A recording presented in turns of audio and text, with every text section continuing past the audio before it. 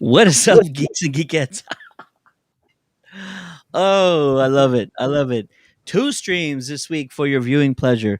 My name is Steady, and this is going to be our Matrix Resurrections spoiler review. Joining me on the stream is the one and only MattyB. MattyB TV, baby. And we had a great discussion last week talking all about No Way Home. He's back again because Neo is his twin brother and he needs to talk about it. It's Eliud 2099. What's going on, sir? Hey, what's going on, man? Glad to be back, man. Thanks for having me again. Definitely. And if you're watching the stream right now, this is going to be once again our spoiler review. If you've not seen The Matrix Resurrections and you don't mind a spoiler, pull up a chair, join the conversation, ask all the questions you'd like to. If you have seen it, I also recommend you join the chat. Let us know what you thought about the movie. Thumbs up, thumbs down. You recommend it. What was your favorite part? What did you like the least? We want to know. Drop it in the chat. And if not, just sit back and watch to the end if you don't feel like joining the chat. It's all up to you. But this is going to be, once again, our spoiler review, The Matrix Resurrections, which dropped last week. And there's just so much to talk about with this movie. I hope we get to cover everything, but I think it would take hours and hours and hours to cover every single minute detail. So, gentlemen, with that being said, let's go ahead and jump into it. The Matrix Resurrections, the return of Neo, the one, the chosen one, the chosen half of one. We'll see. We'll talk about that more in a second. And the return of Trinity as well. Um, Eliud, I've known you a very long time, and I know you love this franchise. Let's start out with general thoughts. Were you going in with high expectations? Were you going in with low expectations? And just overall, did the movie meet or surpass those expectations? Well, I just want to say that you're right. I am a very big Matrix fan. Yep. And I've had a lot of conversations, drunk conversations, philosophical conversations about this franchise. And there's so many things to decipher within the three movies. And yeah, I have a lot of respect for this franchise. So Absolutely. when I heard there was going to be a fourth movie, I did not know how to take that because it was kind of like, why? Why would there be another one? It should have already been finished. But I was optimistic about it, especially if Keanu Reeves was coming back, right? Right. So when I saw the trailer, that's when I kind of got a little uh, discouraged because I didn't Ooh. because I was kind of like, this is not looking too great, and Yeah. I didn't see where the story was going. And then when I when the Wachowski sisters now when only one of them was going to come back and direct. It was just kind of like the more I was looking into it, I wasn't sure really what to expect with the movie and how it was going to, play out. Especially when certain characters that are not coming back that are playing those characters. So the characters are in the movie, but it's not being played by the same actors. And I Right. obviously We you had some already cast know. changes in this one for sure. Yeah, I honestly I was open minded. I was very optimistic about it. I was like, you know what, let's just see where this goes. And I was pretty disappointed. So Interesting. I was pretty disappointed with that. But It's all yeah. good. And we'll figure that out. We'll figure exactly why here in just a bit. Matt, same question to you, sir. Did you go in with low expectations, high expectations, and your general overview or your consensus about the movie? Hmm. Oh. Now I agree with a lot of what he said. I Yeah. do. I now, after having decompressed, am just taking this as if it's like the Animatrix. It's just a story that fills in some things. It's not perfect. It's short. It wasn't short. It's 2.5 hours long. Right. Important parts were short. What it actually dealt with in the story that wasn't member berries and a Merv Engine coming back. What's his name again? uh, Merovingian? The Merovingian. Yeah. American, stuff like that. I just have excluded from what I remember from the movie. Ooh, What it okay. dealt with, I'm just sort of in my head compartmentalizing into an animatrix story, and that's how I'm dealing with it. Uh, Interesting. All yeah. right. So you're kind of putting it in a little bit of a box, almost like a side film or a spin-off film, but to you, it's not like a sequel in the main timeline. Is that what you're getting It's how at?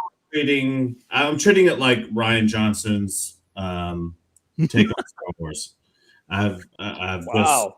sort of removed that from We're canon. going there. We're going Yeah, there. Yeah. Okay. and Okay.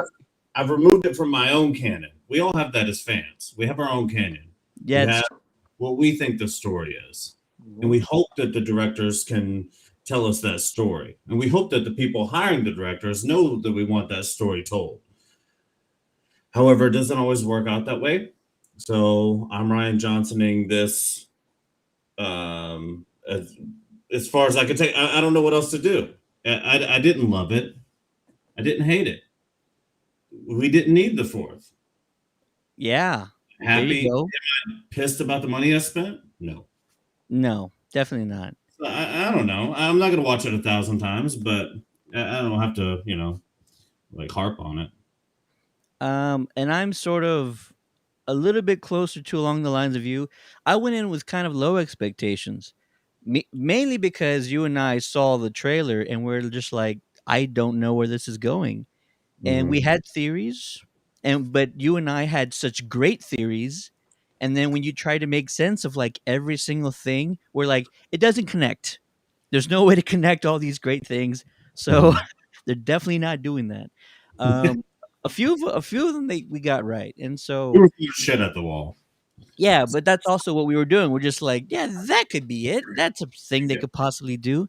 So I Mm. went in with really low expectations, and I found myself really entertained with sort of the self awareness that the movie had. Like I was more entertained by it than I thought possible. This movie was really self aware, and not in a meta way. Like we'll talk about the meta components of this movie. Just the fact that the word of the day, meta. Meta.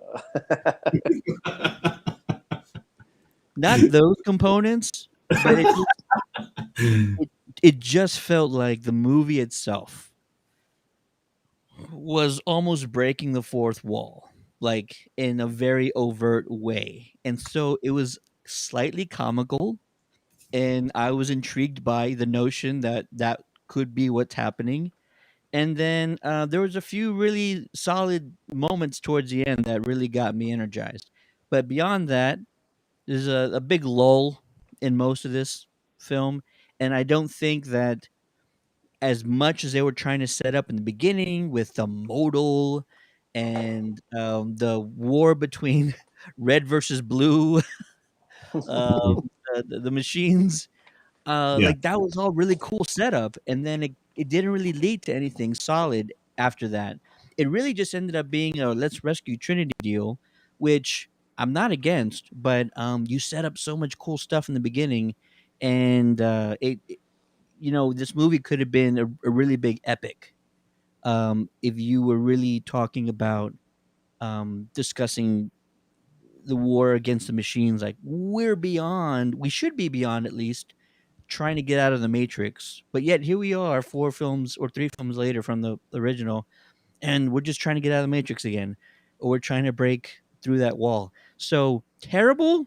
No, I don't think so. I found things that I enjoyed, but was it the big comeback that I thought it could have been? Probably not. So we'll get into some of those details. Matt, I want to ask you first, man. There's a lot of things that this film tried to introduce. The modal, for example. Mhm. Um, let's see here. Bugs, Morpheus as Agent Smith, Thomas Anderson, a game developer who developed The Matrix, and the characters of the game, the characters are from his game, but they also exist in the Matrix, or do they exist in the Matrix because Thomas Anderson is working on the Matrix within the game? Help me out, Matt. Right. So I was trying to write this down as you said it because I have thoughts on all of them. I But I believe only you. got I to believe you. Mole and Bugs. Then we went to Morpheus. All right, I'll start with those. Sure. Uh, Modal was cool, but it seemed as if just something that would have existed already. Basically, it just described a self automated program or a simulation on its own. That's kind of what a modal was. It was a little environment that he had set up for programs to run against each other in the game. Yeah. Yeah. I mean, it just seemed like a program to me. It was just another word for program, maybe something to switch up the script a little bit because it seemed a little close to a lot of other things they had already done. But I thought Bugs was cool. Bugs was one of my more favorite characters of the movie. Again, I just envisioned her as Animatrix, very anime style character, Asian in influence, like everything in Matrix is. I liked it. I liked her. I thought she did a good job. I loved the Matrix always needs something railing against the authority, and that's Sure. what she was there to do. Needed that. I hated Morpheus in the beginning, and I have a way different view on him now. Well, so can we first, we're gonna establish though, like, Okay, if I we're didn't know if you wanted me to take them all at once, or no, you're fine, you're fine. But I think that it's fair to establish, like, he's just Morpheus in name. There's zero connection to the actual, right? right. So it's as close as a machine can get to Right. replicating a human, especially as human as Morpheus was. That was his whole identity. That was his being. A machine is not going to be able to replicate that. So it took sort of his extrovertedness, some of his flamboyancy that he carried himself with, and it Yeah. replicated that the best it could. The more I think about it, the more complicated that idea is, and I love it more. Yeah. I have a theory then. And Eliud, tell me what yours is. Maybe it matches mine. Thomas Anderson is a game developer who's developed an exact copy of this Matrix, of his life Matrix game. Um, but even like Morpheus being Agent Smith is part of his game, right? So is he just is he just subconsciously rebuilding what he knows to be true, but he doesn't actually experience these things? Because Agent Smith Morpheus, beginning Morpheus of this movie, is like, he knows him. He knows him as a character almost, right? This is so weird. So yeah, your thoughts on the modal. It felt like the modal was a subconscious way for Neo to escape the Matrix. Like he knew eventually it would work, but he didn't know exactly how it would work. Sorry, Elliot, Angel's also in here. Am I the only one that was to know when Agent Smith not calling him by Mr. Anderson? Yeah, he did it a couple of times. Probably not enough. Am I right? Nah, man, look. I'm gonna tell you right now that I was not a big fan of that whole Morpheus, computer machine character. Ah, I I should was have not a asked that fan. question. Yeah, no, I just wasn't a fan of that because it's just you're making me compare Morpheus to Lawrence. You know what I Hmm. mean? And then not only that though, but you're literally showing me images of Morpheus from the original movie. Like and that's where I was just like, we're like, and how you said it, this was very self-aware movie. Um, and I think that that's where it was kind of taking me out of the whole plot of this. It's just like it almost felt like a rehash of the original movie, just now we're doing this all over again in this new Matrix. You know, uh, and it's funny that you bring up Last Jedi and Ryan Johnson because I was actually thinking this movie was more like a Force Awakens. Like Ooh, it was kind of like rehashing the original movie on certain things. You know what I mean? Except obviously, you know, Neo is the one, but you know, he's he's sharing that power with Trinity, I guess. But it almost felt like the same thing in a way, yeah. and it was just rehashing the old movie. I just think the old movie just did it better, you know, a lot better actually. So I don't know. I just felt that it just kept on, you know, it just didn't sound right. But I actually liked the guy who was playing Morpheus. If his name wasn't Morpheus, I probably would have liked him a little bit better. You know what I mean? Because I actually like the actor. I liked his style. I thought he was pulling it off pretty well. The one I did not like was Agent Smith.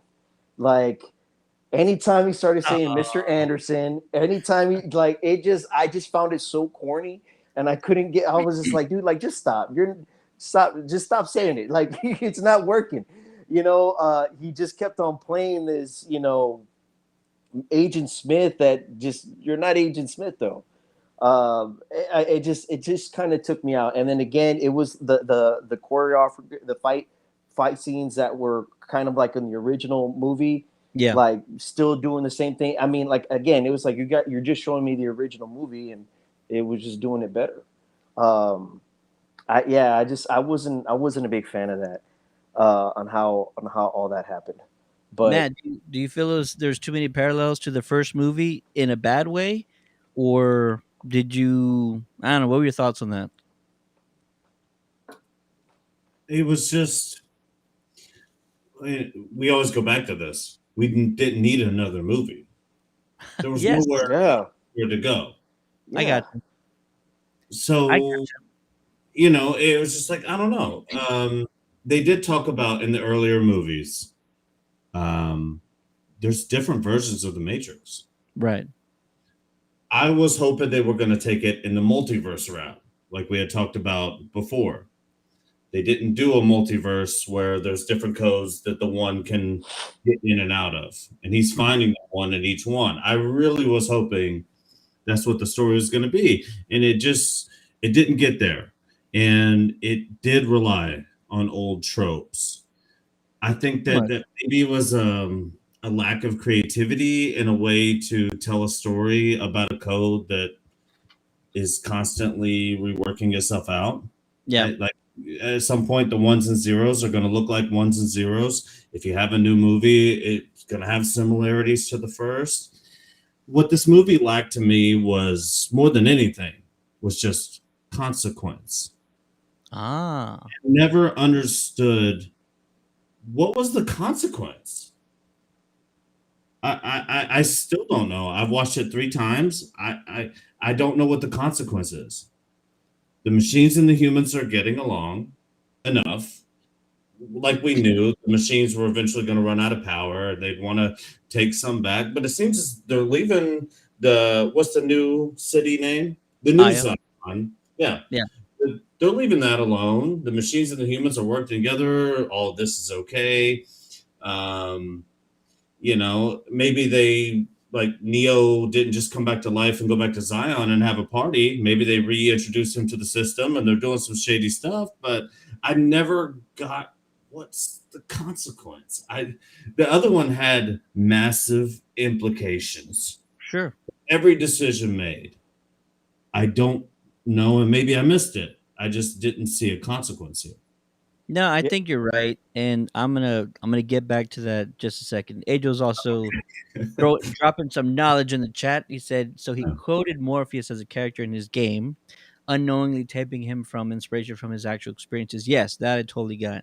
The Matrix is code, a simulation, so Neo creates a character program, and because the Matrix, aka the real world, is a simulation.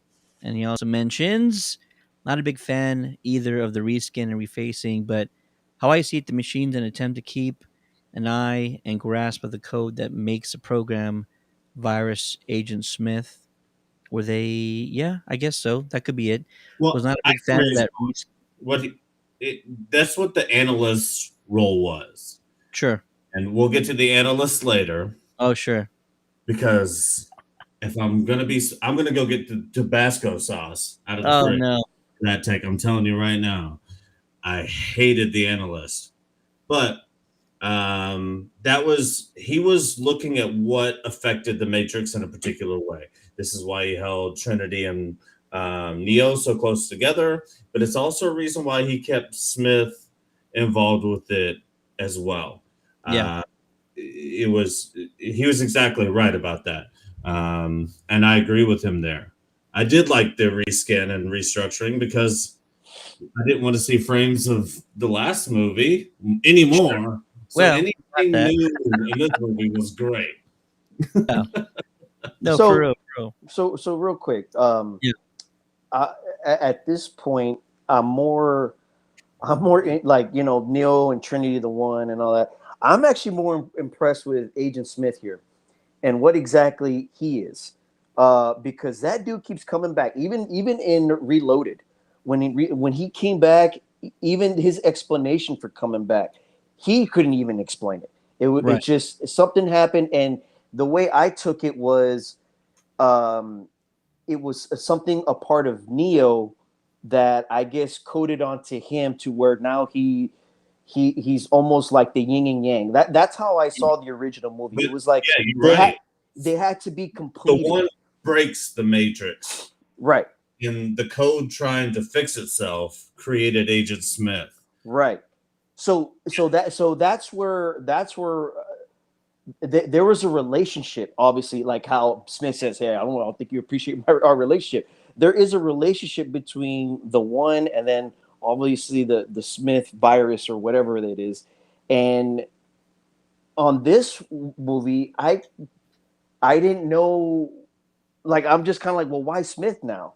You know what I mean? Like, I wasn't I didn't really understand how he now plays a role when that old Matrix is now destroyed. You know what I Yeah. mean? Especially now that the analyst is rebuilding the Matrix and all that. I'm kind of impressed now with whatever Smith is, because he this dude always keeps coming back and doing his thing. So yeah, I mean, what are your guys' thoughts on that? Because I was just kind of trying to figure out, like, why is Smith back in this? You know, I like how Matt put it. He said that the machines. Well, first off, Neo and Trinity. Let's kind of figure out their purpose here. Their inevitable. purpose here is that they are helping to power this new matrix, right?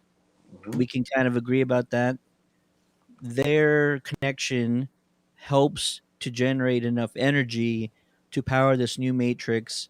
And what also is a little bit a commentary on modern society is that individuals within the matrix are overpowering it, or generating more energy because everything is so politicized. I love how that was thrown in there, and it's like, yeah, he's not wrong, and that probably does help in sort of way. I like how Matt said the machines are keeping tabs on these individuals, as well as Smith, as well as Agent Smith, as this. No, not the therapist. He's Thomas Anderson's boss at this Mhm. game developer company, and keeping him in there to keep an eye on him. But it feels like a very situation. Like, you have these dangerous creatures and you have them in their pens, but eventually they're going to get out of these pens and all hell's going to break loose. Like, it's not 100% foolproof. And so there is a way for them to get out eventually. Adriel also mentioned that how he sees the Matrix will forever have a code that makes Agent Smith. He is a program within the Matrix that turns to awareness and virus. So what the machines who control the Matrix decided to do was put Neo and Agent Smith. Let me just put this down here. Neo and Agent Smith together. They can't fit it all. They unknowingly recalling their past or know what each other really looked like. To keep an eye on Agent Smith and Neo, they build the Matrix within mind to keeping them in a prison tied to each other. And then he also was evolving and aware to his freedom of choice. I could see that. I could see that he's evolving slightly over time.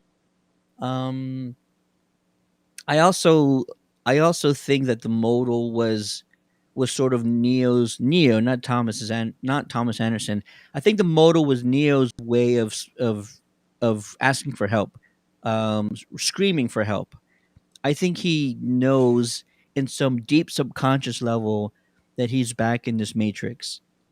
Neo, not Thomas Anderson, and him building that modal, which was like Matt mentioned, a simulation, and he was running over and over and over again so that someone like Bugs would eventually see it, find it, and change the outcome. I bet you that simulation runs the same every single time and the same outcome happens, but because the outcome was different than what happened in real life back in the original Matrix film, that's what got the attention of Bugs and allowed her to find Morpheus. If Morpheus is in this code, Morpheus is in this modal, at least the program Morpheus, right? That means subconsciously Neo had to create him. Thomas Anderson, the developer, created this program Morpheus, and it's so close to the actual Morpheus that it's actually going to help them overcome these new obstacles and everything. Yeah, I think that's kind of what I'm getting at. What I'm hearing from you guys, I'm hearing from Adriel. Yeah, all that crazy stuff. Your thoughts on either Thomas Anderson being a game developer? Were you at all worried that the original trilogy was just going to be kind of pushed aside as a video game at any point in this movie, Matt? Yep. Yes. So let me put Vis-a-vis. this down. I all of this can be summed up by everything he said in that movie. That's the only reason why I put this up here. All of these points and everything are summed up by it was inevitable they were going to do a market grab.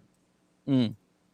And I think that the modal, I agree with you there. It was obviously Neo's way of flexing that muscle, if you will. The blue I think pill I, only suppressed him so much. I think the only purpose for the modal is for someone like Bugs to find Morpheus, and then the He planted dominoes fall from it, there. yeah, he planted it there on purpose. Yes, Um, with, unknowingly on purpose. and I love the scene when he has surveillance on that modal within Yeah, the game. So yeah, he's obviously monitoring the game, seeing everything that's going on, and then he gets a notification breach, and he's like, "What?"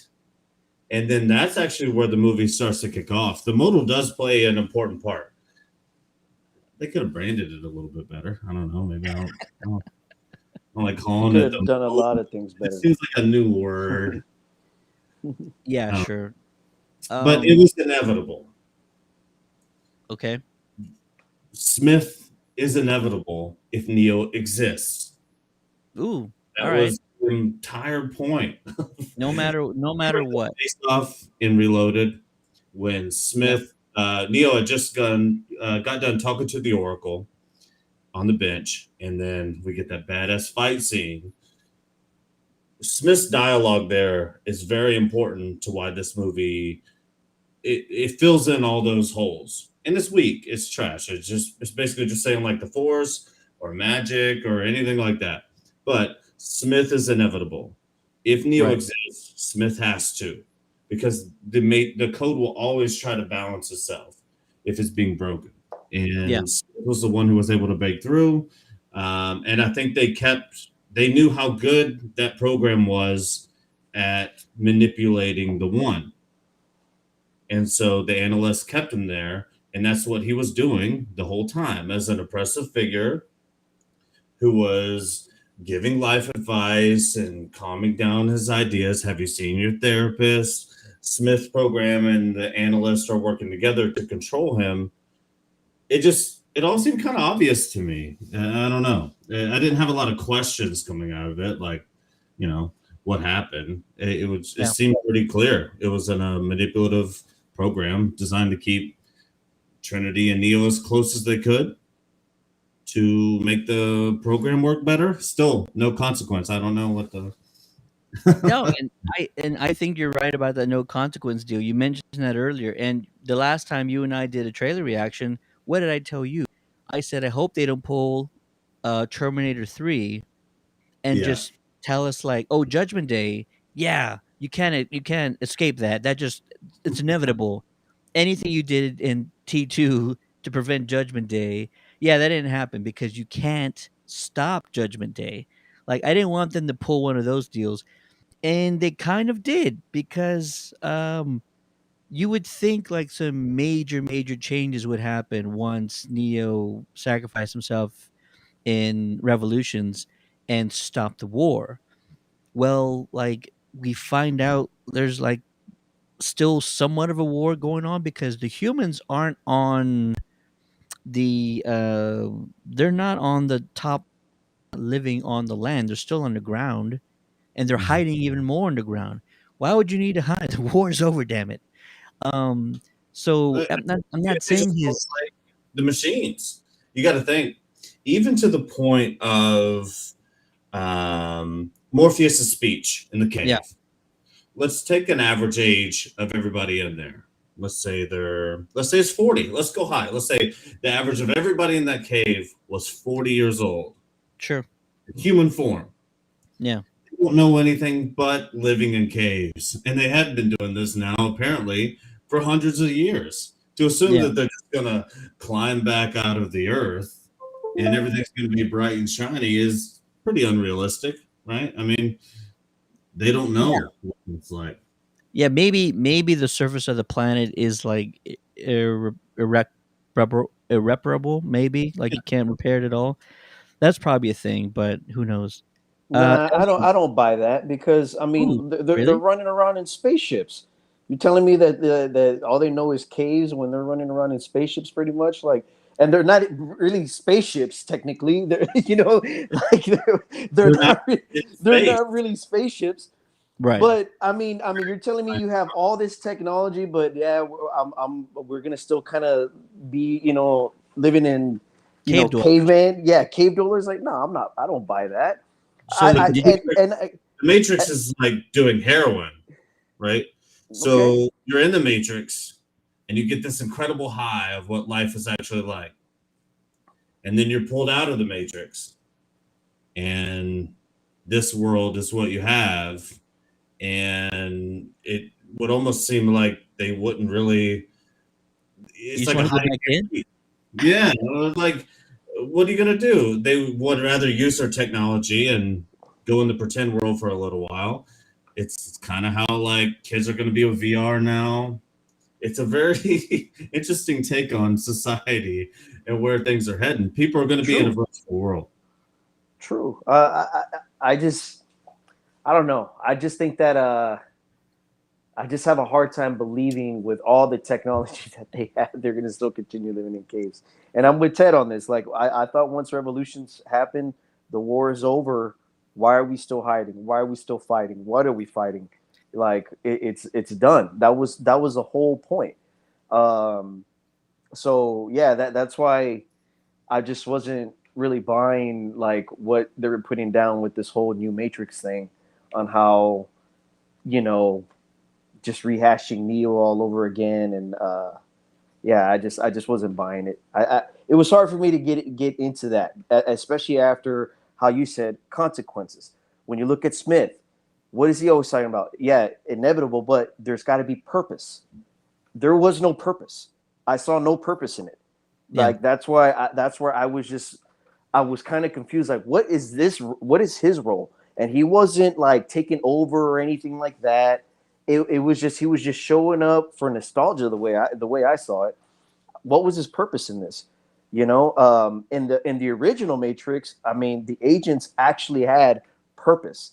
You know what I mean? They were trying to stop Did these purpose. humans. It was explicitly clear, not only by what they were told, but the actions that we saw take place. If you're not the one, you do not mess with an agent.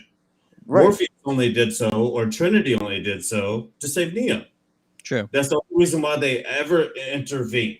The agents, not the agents, but the crew members in this Matrix just fight agents. They just do, and now agents don't even matter, and it's a zombie movie. Yeah. Now it's just a zombie movie. Yes. Like what? Yeah. You're that. Obviously, that's a lot towards the end, but I wanted to touch up on that too. Talk about it. Right. No, man. I mean, yeah. I just, yeah. The agents. What there was? I don't know. I just felt that there wasn't a purpose for the agents, especially if now you could have all the pretty much anybody in the Matrix just tap in, and how you said, perfect example is that they're now all zombies. You know, in a way. I don't know. I just it just was not. I just wasn't feeling it. I could go more in depth just on how even as a movie, like I don't think the fight scenes were very good. I was never intrigued with the fight scenes, especially when I went back and I watched the original movies. There was just better choreography within the fight scenes. Just something felt off. Um, and it was like almost doing the same fight scenes from the original movie. Obviously took me away from that. And it was just like Neo was just force pushing most of the time. Yeah, I don't know. It just felt strange for me. Like just watching that. It wasn't was way overdone. Yeah, I just could not get into that. It was just every time all he was doing is just doing this, and I was just like, hey man, like the Matrix is known for its fight scenes, man. Like it had a lot of dialogue in the movie. You know what I mean? Like you really had to break down the understanding of what's going on. But when the fight scenes started happening, man, like it had some groundbreaking fight scenes. The first one did. Reloaded even did that car chase scene or the highway scene that they did. Like I didn't get any of that in this movie. It just it wasn't really resonating with me when it came to all that. I just felt like it was cheaply done. That's the best way I could put it.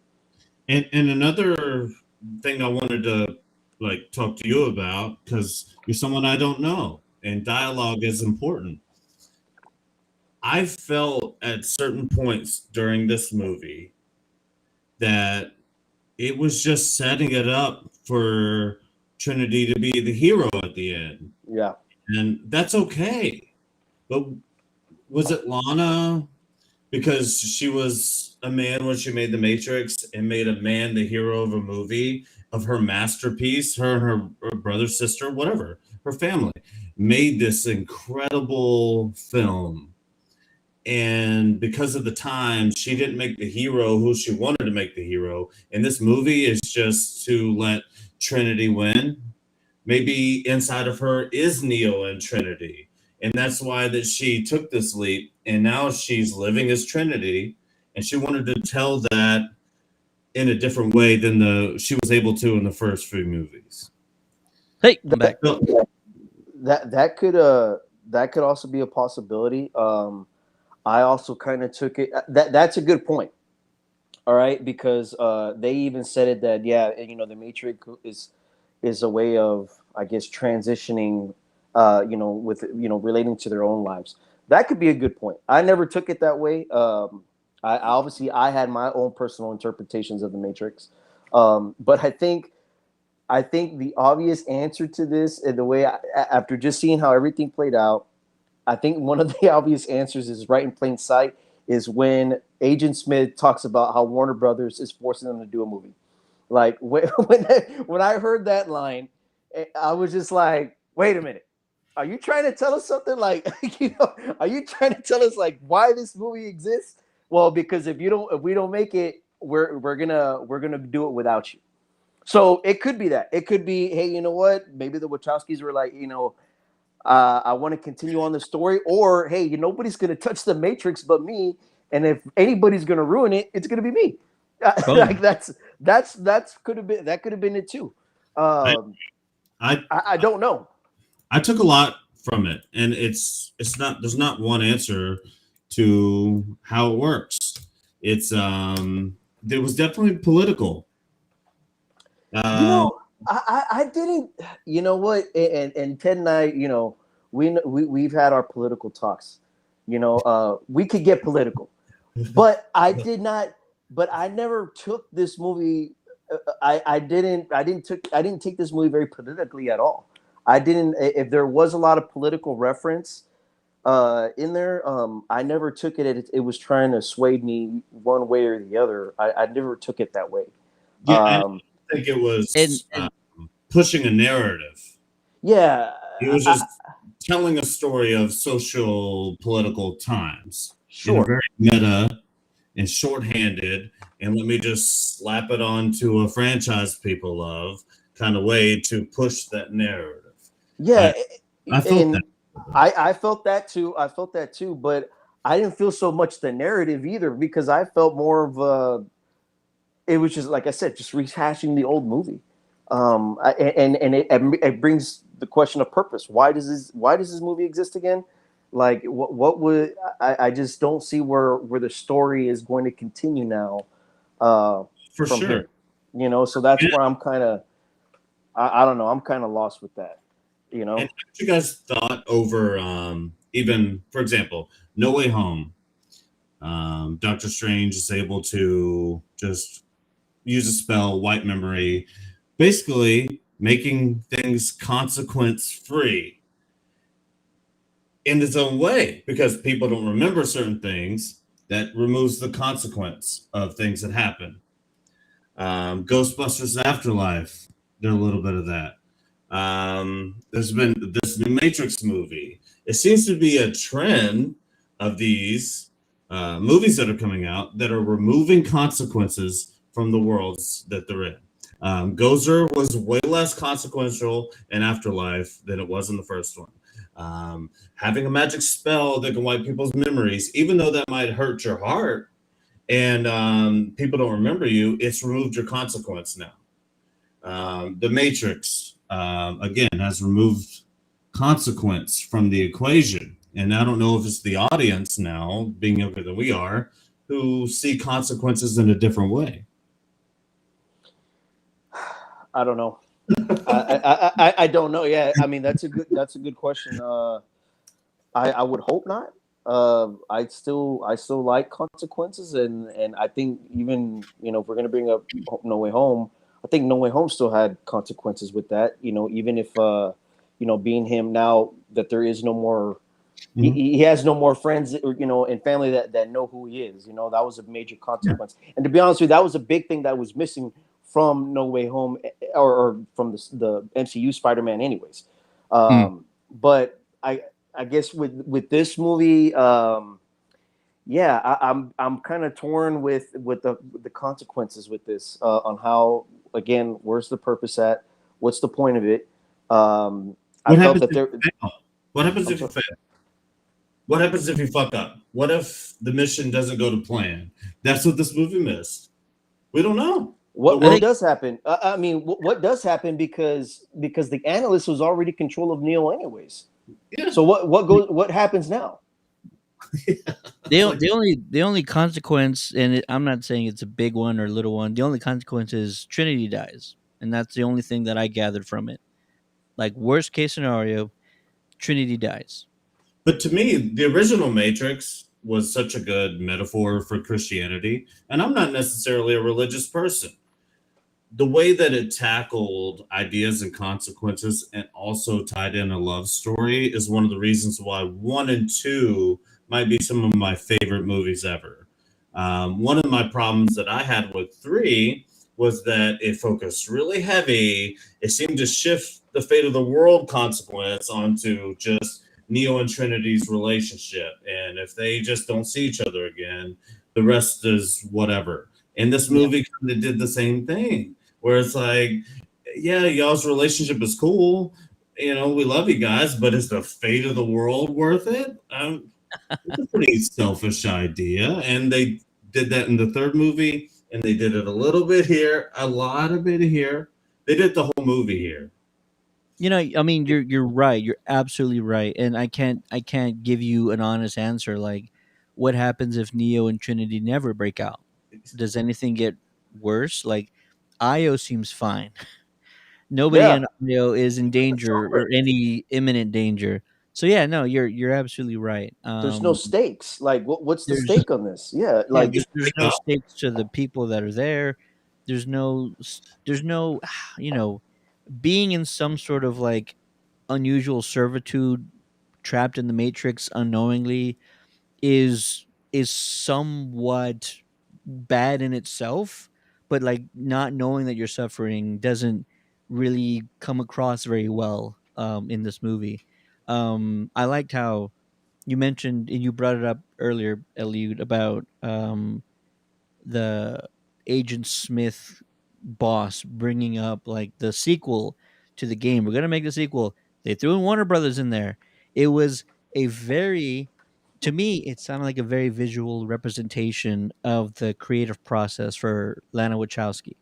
Like, I'm certain that that meeting or something along those lines of that meeting probably happened in real life, and then them speaking about what a sequel would look like sounds like the creative process that might have gone with trying to create another film. I The things that I really liked are the things that they never discovered. They mentioned this new power coming to rise, and that's what started the civil war between the machines. Well, like, that's interesting. Tell me more about that. But the first thought that came into my head was the First Order.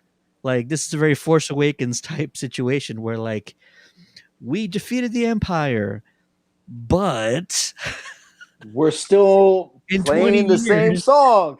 in I 20 don't years, this like, military is going to still control the galaxy. It's just like, what? What do you mean? We yeah. destroyed the Death Star and like a million soldiers on it. Anyways, so those were the things that I thought were interesting. I thought the civil war between the machines was interesting. You mentioned to us this new rise of to power, and I wanted to, uh oh, and I wanted to hear more about like, well, what is that about? But those things aren't explored. If they happen to save them for another sequel, I'll give it to you. But I don't exactly know for sure if anybody wants that sequel, either at Warner Brothers or the Wachowskis or anything like that. Maybe even not even Keanu Reeves. I don't know if he would do it again just for the sake of doing it. Um, I think the choreography was above par in most of the action sequences.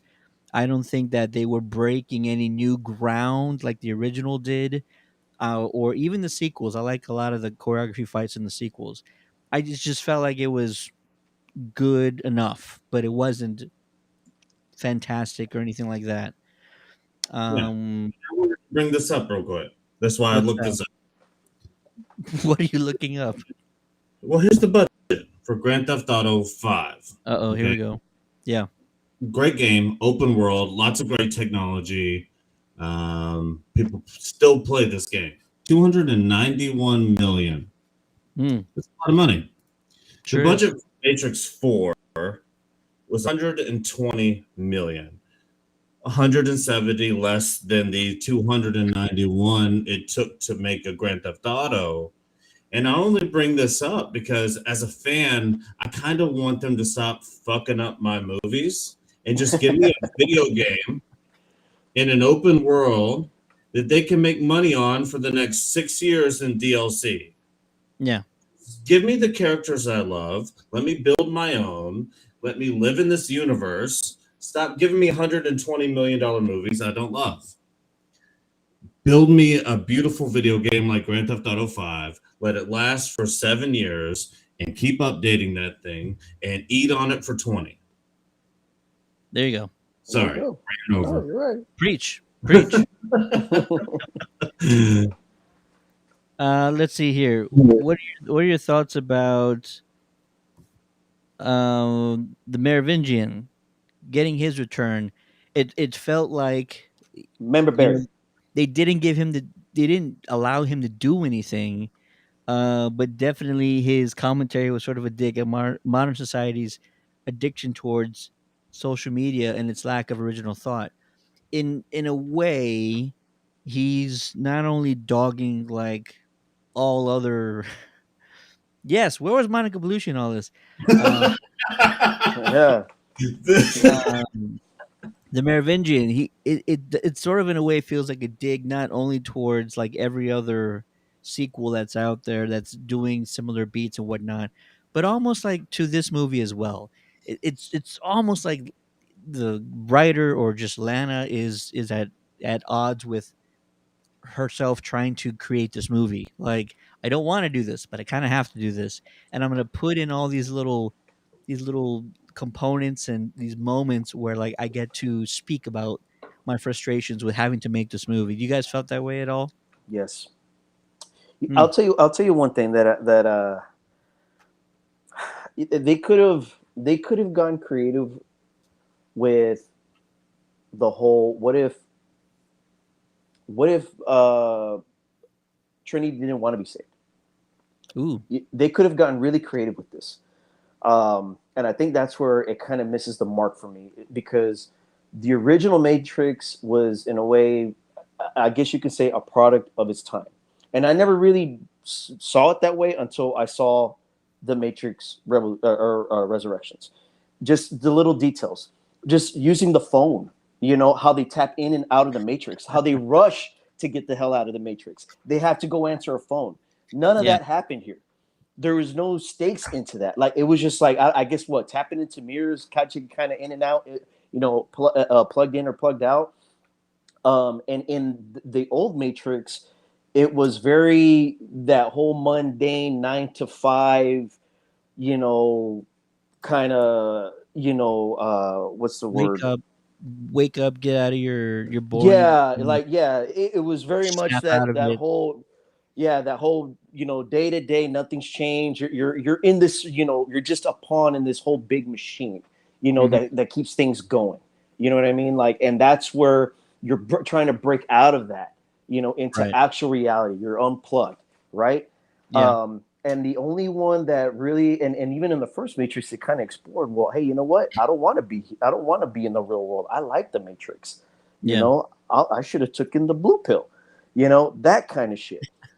It was, and I think that they really could have done something with, well, what about people who don't want to be saved? What if they like where they're at and fight to do that? And would fight to keep to stay in the Matrix. A lot of things could have been explored with that. It's just kind of hard where, and like I said, even the analyst said it, how he put it, like, you know what, people are gonna want to live in my Matrix. you know I like that. Okay, like, now you got me like, okay, like, damn, what about the people who don't want to be saved? What about those people? What do you do with that? How does Neo and Trinity fight that or convert that in a way? You know what I mean? Yeah. Like, and that's a whole other way. If you really want to get philosophical with it, it ties into Christianity in a way. What about the people who don't want to be saved? Stuff like that. Just saying. It could have No. gone a lot deeper. It could have gone so much deeper with it, and then they just totally didn't do that. Well, Uh, I think part of it is what Matt mentioned earlier, that instead of getting out of your day job and getting out of your boring life, or like, you know, I'm not trying to say this what the movie said, but like going out and living your life, like traveling or just doing something random or whatever. I feel like the original Matrix was trying to tell us like there's more to this life than just living your 9 to 5 job and doing everything that's expected of you. This one, and what Matt mentioned earlier, that it wasn't a political movie. Like, they weren't trying to tell you like you need to pick a political side. They were just trying to tell you you are too involved in having a political side. I felt like that's what this movie was saying, because it was telling us that the Matrix is generating more energy now because all they do is piss people off. All they do is fight over this side or that side, or fight over whatever narrative or whatever agenda, and people are spending so much energy on it in our society that they use it as a joke or a dig in this movie by saying that's how we generate more electricity for the machines. Yeah. by politicizing And everything, also- no, and I agree. everybody loves it. Everybody loves to do it, and they're going to be happy in their lives complaining and whining about everything. And I felt like that was a legitimate um, thing that they're trying to convey in this movie. And it's not exactly as compelling as like get out of your boring life and do something, but I feel like it is more of a stop whining. It doesn't matter. Like you're just being a part of this, I don't know, experiment, social experiment, and you need to stop. I feel like that was a message in this movie. Would you say it's common in really deep intellectual artists, like the Wojciechowskis are, um, Sure. that you become more cynical the older that you get? The movie to me was sort of, in its own way, kind of saying, in a very simple way, you're in the Matrix already. You came, spent your money to the system in the program to watch me make fun of your movie. It was in its way telling you that you're plugged in. Oh, absolutely. I think there was undertones of that in there as well. I think this movie's layered heavy. It's layered like an onion. Not everybody likes onions. Sometimes you like them prepared a certain way. Sometimes you like them on your burgers. Sometimes you don't. But there's just so many random undertones in here. It's hard to figure it out. It really is. It's like looking at lines of code. No, I Well, agree with that. I agree with that because that's how I felt. Is Just- is there anything salvageable in this last act? I found myself not really excited by the fact like this is just a rescue mission. This is rescuing Morpheus kind of again in the first one, but that wasn't the main plot of the first one. The main plot was still like either defeat Agent Smith or get Neo to realize he's the one. I don't know. But in this one, like the plot is the main focus is to save Trinity. If we don't save her, she dies. Um, or Neo has to go back and throw himself in the pod. I felt like some of the bike scenes were interesting, not thrilling. I actually like the Swarm, but I'm also like a big zombie fanatic, so like I understand you guys didn't like it as much, but to me, the swarm stuff was it was kind of cool. It just wasn't. I don't know. I guess I could have used more of it. But is there anything salvageable in this last act? I will say that Trinity's switch it did pull on the nostalgia strings. It did actually like give me goosebumps when she said, "Please stop effing calling me that." And I'm like, "Yeah, all right, all right." So that got me a little excited. I like the switch, but I want to hear from you guys. Anything at all salvageable or like good to you in your eyes in this last act, Matt? Uh, well, let's not forget that actually in 2 and 3, kind of a zombie sequence as well. We can't just attach that to this. Smith had clones, tons of them that were all attacking Neo. These Sure. were much more zombie like in Yeah. this movie, but that idea didn't stretch beyond our ideas. No. I hate that. The force push the whole time through that sequence is what really turned me off from the whole thing. Uh, Ooh. Okay. Okay. it was just doing that over and over and over again. Again, no consequence. Oh, cars falling from the roof? No big deal. I'll just push it over there. No consequences. No feeling that impending doom was near. You knew they were going to make it through. Um, if there's anything salvageable from this movie, it's that people are still interested in it. Make Mm. me my video game. Make me my game. Leave the movies alone. Make oh me Just man. make the game. Just make the game. Ellie, what about you, man? Anything at all to like in this final act? No, I'm Oof, sorry. I'm not even oof. looking forward to. If they make another one, I'm not even looking forward to it. Um, Did you at least like Trinity's Switch? yes, I did.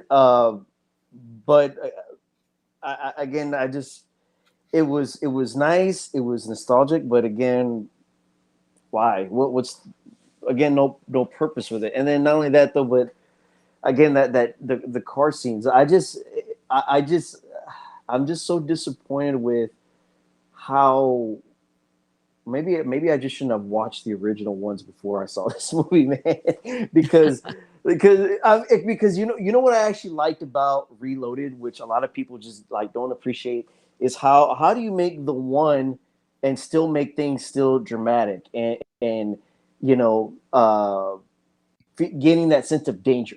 You know what I mean? Like when Reloaded came out. All right, and I love how the directors took Neo. Like for example, when they went to the Merovingian, right? I wanted to see more characters of what the hell he had. You know, like those twins, those Twins. ghost twins. Yeah, those ghost twins, and even if you played the Matrix, Enter the Matrix, the video game. Since we're talking about video games, there were vampires in that movie. Yeah. Like those are Right. vampires. It's So right. like I would have loved to explore that. You know what I mean? Like what about these different programs that shouldn't be in the system or doing things that should not that they shouldn't be doing. You Hold know what I on. mean? Like how the Oracle said it. Yeah. All of that they could have done so much with that. And I just they I love how in the old time in Reloaded how they took Neo out of that situation where obviously he was going to dominate everything, and they put the regular guys in like Trinity and Morpheus and having to deal with the supernatural overpowered beings. You know what I mean? Made that dramatic. They took him out of that equation. And now when you see Neo in that equation and he's just force pushing everything, I didn't feel a sense of danger for them. I was like, I was more worried about the people who were following them and trying to help out. They're like, oh shit, they're fucked. Like, I ain't worried about Neo. Like Neo just like moving cars. You know what I mean? Like shit, have the cars crash into him. The cars are getting messed up. Yeah. You know what I mean? Like I Well, just you said something very important there, and it's we can sum it up with that. As far as what we were thinking this whole time, I wasn't worried about anyone this entire movie. I mm-mm. didn't worry once. That's a good word that you used there that I haven't yet. When we really love our characters, we worry about them. We worry Yeah. about the people helping them. I didn't worry one time. And back to the Trinity switch, I wasn't worried that she wasn't going to switch. I knew she was. And not one point was I ever Right. worried for my hero or protagonist of the movie. Yeah. Same here. I wasn't worried about anybody. Not Neo or Trinity. I was worried about the captains. So each captain that had a ship, Yes. they were down there. They were stuck in this car. The swarm was on them, and I'm like, oh, they're done. But their death will not be in vain because Trinity switched. So we're all good. No, they actually saved those guys too. I was like, Yeah. okay, everybody makes it out. Yeah. But You how know what I mean? crazy. Like it just I don't know, man. Like it just does not resonate with me. I didn't feel the third act was yeah. It didn't do it for me. You know, I have no desire to see a sequel to this movie. I think your So frustrations are not for nothing. I think your frustrations are probably the same ones that Lena went through. I honestly do because if you think about it, the first Matrix was like groundbreaking, right? mhm. And then they had to figure out how are we going to do sequels. What are going to be the new elements of these sequels? And so we got really cool things like Agent Smith um, possessing the body of one of the humans, and then he gets pulled out of the Matrix. It's like, whoa, wait a minute, that can happen? He can do that?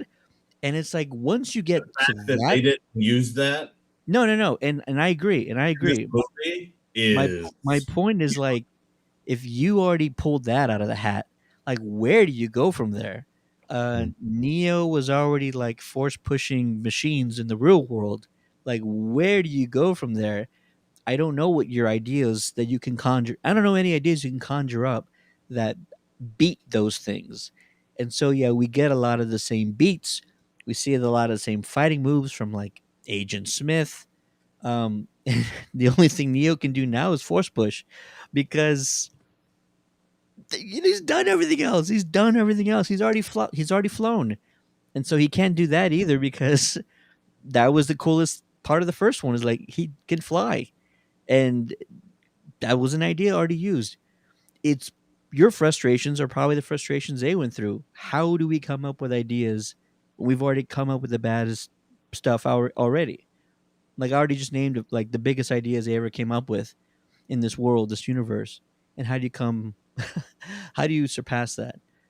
Angel's still in here. So for the They didn't bots, have to. kind of makes sense to not use agents due to how easy Agent Smith could reprogram them. Rather, Matrix just brainwashed the programs kind of like an antivirus or white blood cells to an intruder. Definitely, they could have better aimed those. I was frustrated with no one getting seriously hurt or near death with the amount of bullets shot. True. Also, the slow movement of the main character was whack. The main character, you talking about Bugs? That one?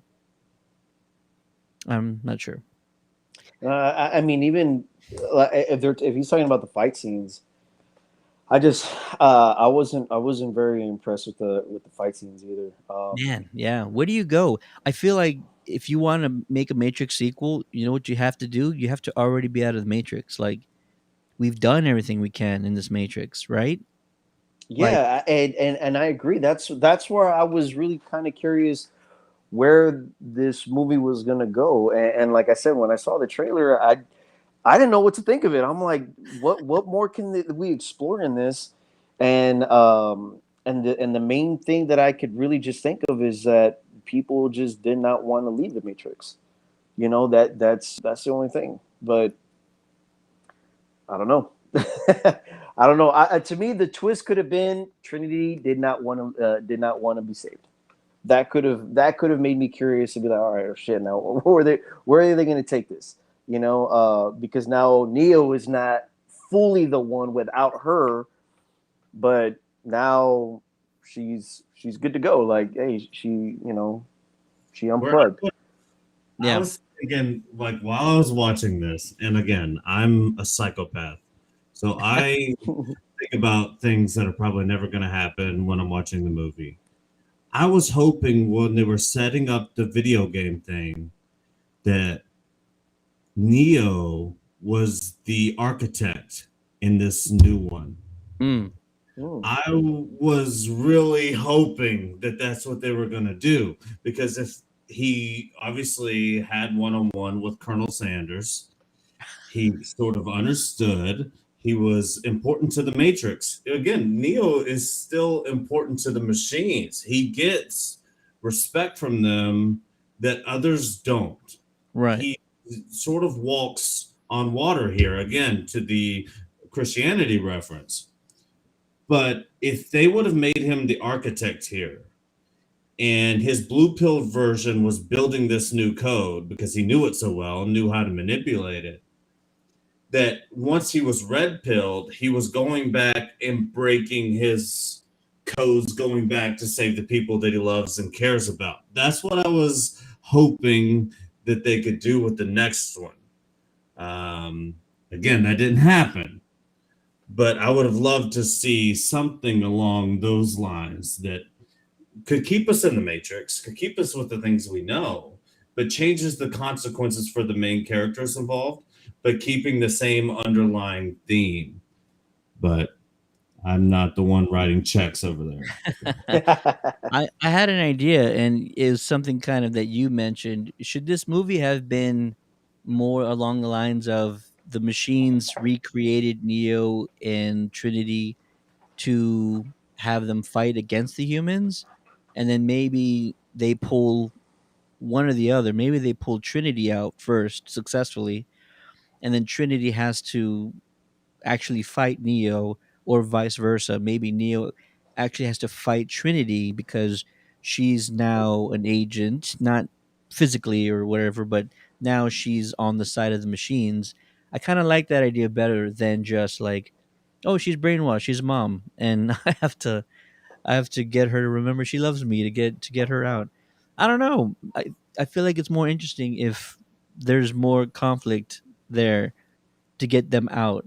Like, When you break it down backwards, from what we know the roles are, to Yeah. who the actors are in real life today, it makes sense on how the studio had to sell it. So they go to Carrie Ann Moss and they say, "Hey, we're going to do a new Matrix movie, right?" And she's like, "No, no, I don't want to do that. I'm interested in these types of roles and these types of roles. I don't want to rehash all." So you're going to be a mom in this one, and it's going to be this and that, or even to Keanu Reeves. Hey, so we're going to make another Matrix movie. I don't want to do that. We've already been through that. Okay, so in this one, you're going to be John Wick. Okay, perfect. And then it's just like on down the line. It's I don't know. It, Yeah. Odd. instead of a video game developer in the Matrix, he should have been John Wick in the Matrix, and then that would have been like covering two different franchises at Great one. Halloween costume next. Oh man. It's a guy dressed like John Wick, but has a rubber duck attached to his head. There you go. Yeah. Gentlemen, I'll ask you sort of final thoughts, and then this is actually the part of the show where I think it's fair to already give our Geekcast rating. Geekcast rating, which is a 1 to 5 scale, 1 being one of the worst movies you've ever seen. Let's just say Spider-Man 3, and then five, and then five Oh man. five being one of the best, five being the highest, which you could take your pick. The original Matrix, for example, probably a 5 in all of our minds. So, want to get your Geekcast rating 1 to 5, and sort of your final thoughts about the film. Eliud, we'll start with you, man. I'm gonna give it a 2. Oof. Yeah. All right. I'm gonna give it a 2. I don't plan on seeing the next one. I don't see. I mean, overall, we can talk about theories and all that, but at the end of the day, like I just don't feel that this movie should have been made. Wow. It just, I think it just kind of takes away from again all the stuff that happened in the previous movies, the journey that we were so invested in to make sure that the one saves everyone out of the Matrix, and it's just now we're just in a way right back to where we started.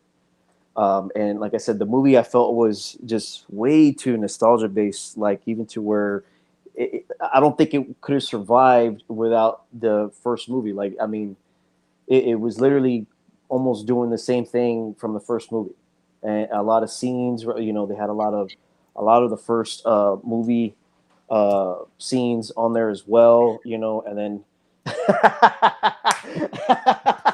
there's some of the first movie scenes as well, man. Yeah. It just took me out, man. Again, it felt like another Force Awakens to me. So, yeah, I'm gonna give it a 2. Gotcha. MattyB, your rating and your final thoughts about the Matrix Resurrections. Well, you set the scale. Remember, Right. Spider-Man 3, our beloved Tobey Maguire. I'm thinking 3.3. All right. 0.3. I don't consider this Matrix 4. It's a comic book that was released about a franchise that I love. It's not canon to me, and it doesn't have to be. Maybe it is to someone else. Maybe it means a ton to you, and Lord willing, be about your way. For me, it's not canon. Didn't hate it. I would watch it with the Animatrix sort of thing. I'd like to take out all the special effects, break down the story into about 40 minutes, and I would watch it right alongside the Animatrix. Something like that. Didn't hate it. Wasn't mad I spent the money, but I don't know. It's not canon. Not for me. I actually like the Animatrix. I I love it. like that's where I don't like this movie though. That's the thing. Like I like the Animatrix. I like the Yeah. concept of that. I love the exploring the people inside the Matrix and how they and their perceptions on a lot of things and their Right. point of views. I really enjoyed the Animatrix. But this movie, I mean, I I find it an insult to the Animatrix to even kind of compare it to that. Like, I'm sorry. I Not, mean, not. Hey, He's not one of saying the quality. He's I kind of was, carp. Was it's, it compartmentalizing it? I forgot it's what it just is. a different. All those artists in the Animatrix Mhm. had their own perspective of the universe, so that's why I'm placing it there. Not because I think it's as good as the Animatrix, but it's abstract enough from the original idea to me that I have to sort of put it aside of the other three discs in Yeah, my DVD collection. he So considers it not a only spin-off. yeah, Yeah, I see that point. My scores actually be kind of in the middle between you gentlemen. I'm giving it a 3, and that is, like I said, there's a few things that I did like about this movie. The things that I really enjoyed, though, like the kind of ideas that they started out with early in the film, they just don't explore. And I think it's too difficult to stay in the matrix and try and outdo what you did in the past by just adding a swarm, giving Neo a force push. Like, I went through a whole deal talking about Ghostbusters Afterlife, saying, like, they actually did enough to get away from the original plot by doing new things, but this movie in particular didn't do enough to get away from the plot and didn't have enough tools in the tool belt to separate itself from the original film. Um, you, I'm not gonna try and tell Lana Wachowski or whoever else was a part of this film what to do, but I feel like it was too challenging to stay in the Matrix the entire time and to try and outdo what you've already done, because you've already had great amazing ideas before with, like I mentioned, Agent Smith escaping the Matrix or Neo being able to fight the machines outside the Matrix. Like, there's not really much more we can explore within the Matrix that can be done. You already were getting out of the walls of the Matrix and showing us what the possibilities are. And there was more interesting things outside the Matrix. The civil war between the machines. Like, let's hear more about that. Why why is it blue versus red? Who's leading the blue? Who are the suits they kept referencing? Like, is, the suits are a reference to executives in any business or company, but like, there shouldn't be machine suits. Like, we saw kind of the leader of the machines in Revolutions, and that was one entity. So saying now that there's like a suits, that's that's what you call it, symbolism for the executives at Warner Brothers, isn't it? That's what this is.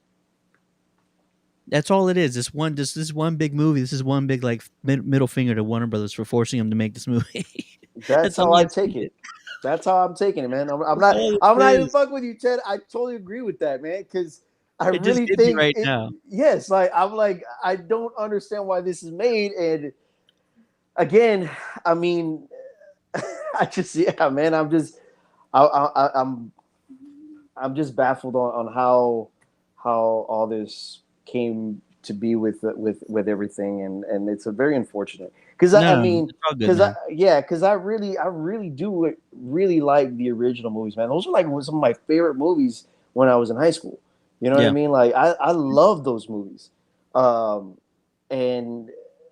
again, like no purpose to it. There was just no purpose in this movie. And it just kind of helps me think like, did Warner Brothers really do it? So that whole conversation with Agent Smith it telling Neo happened. that, I'm It like, happened. did this Art, happen? art imitating life. Oh yeah, yeah. So that'll my as I mentioned, my score is a 3. I think that there was a couple of things to enjoy about this. Just love seeing Neo and Trinity back and their dynamic, and some of those ideas were cool. But the big ideas that they had at the beginning didn't explore those, and I wish they would have, because that's what was really interesting. The first half of the movie was kind of really interesting, but a lot of those ideas don't really pan out as big as I wish they would have. So that brings our overall Geekcast rating to a 2.76, which is probably one of the lower ones. Unfortunate, but hey, that's what happens.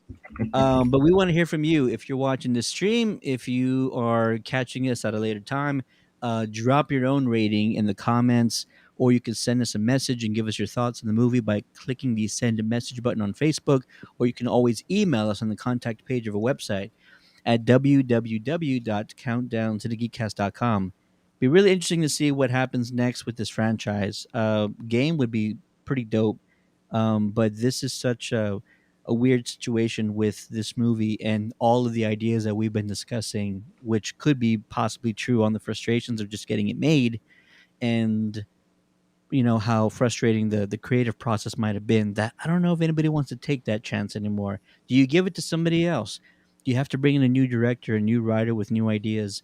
That might be a possibility in order to see this franchise flourish some more. Or maybe you just have to get away from Neo and Trinity. Maybe you have to do a prequel and go back into another anomaly, a chosen one who didn't succeed. We haven't seen that yet. That might be a thing that we need to see. Who knows? Yeah, but that'll do it for this episode. Gotta thank my two friends, Matt and Eliud, for joining me on this podcast episode. Once again, my name is Steady for the Countdown to the Geekcast, and with me on this episode is one and only MattyB TV. We'll be talking soon again, my friend. We got a lot more Ghostbuster discussions to have. Oh yeah. Definitely. And we also had on the show Eliud 2099. Thanks again, man. Hey, thank you for inviting me, man. Thanks, brother. Yeah, Appreciate hey, man. I'm really curious about what everybody thinks about this movie because Yeah. it's been mixed. It's been mixed. I got one of my friends, one of my best friends. He loved this movie, and I don't understand. So yeah, so I'm really curious what everybody else thinks, and obviously the theories and where it might be going on. I mean, I love the Matrix, man. I love exploring the different possibilities of where the story can go, but I'm just not as invested in this particular movie and the next one as I used to be with the other ones. But I am kind of curious to see what everybody else thinks about it. So yeah, Absolutely. I'm really looking forward to hearing from y'all in the comments. Definitely. And this might have to bring up a second discussion on it then after some time has passed. Hey, we'll see. Maybe I might change my mind. And then we do it again. Oh, absolutely. Fantastic. All right, Awesome. folks. Have a good night. We'll see you next week. All right.